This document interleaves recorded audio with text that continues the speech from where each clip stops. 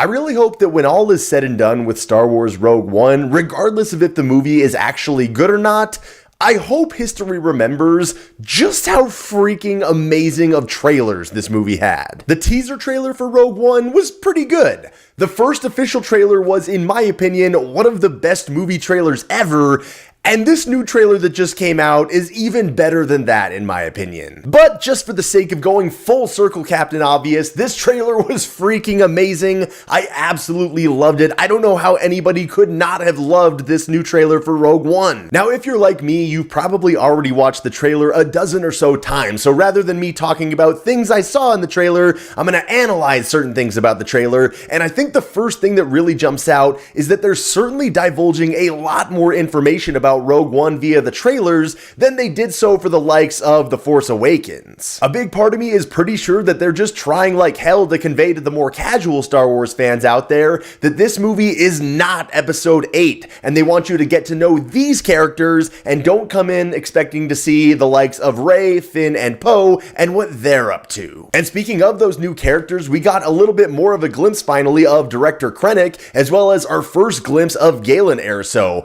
particularly with that scene where Krennic and a couple Death Troopers arrive at what looks to be the Erso home, and he sort of wanders up and gives this look of, you know why I'm here, let's make this easy, and Galen Erso's just kind of like, yep.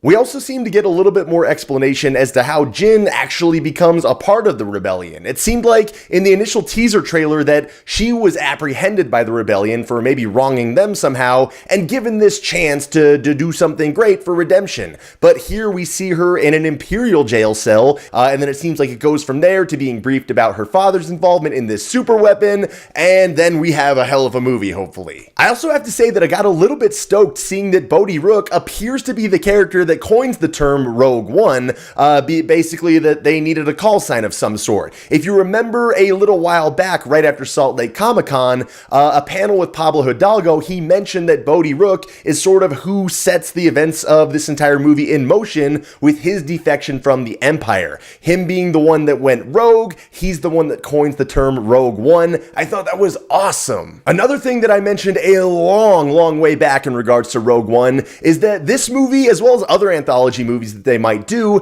have a chance to add more depth and more meaning to the already existing films. And it looks like that's exactly going to be the case with Rogue One, sort of painting the picture of just how desperate of times it was for the Rebel Alliance in the face of this giant super weapon that the Empire had created and what felt like a hopeless cause, battling against that until they eventually come across these plans. Not to say that the original Star Wars film was lacking in any of that tension, but I think there's something to the idea that after Rogue One, we'll understand their struggle against the Empire a little bit more when the likes of Han, Luke, and Leia finally do arrive at the Rebel base on Yavin 4. We'll have a better idea of what everybody else there has been going through and fighting for. Not that the original trilogy needed anything more to bolster it up, I just think that's pretty cool. I also have to say that this movie does look pretty decently violent, and I think from a suspense standpoint, that's going to be a good thing, given that we know in the end they do actually get the plans,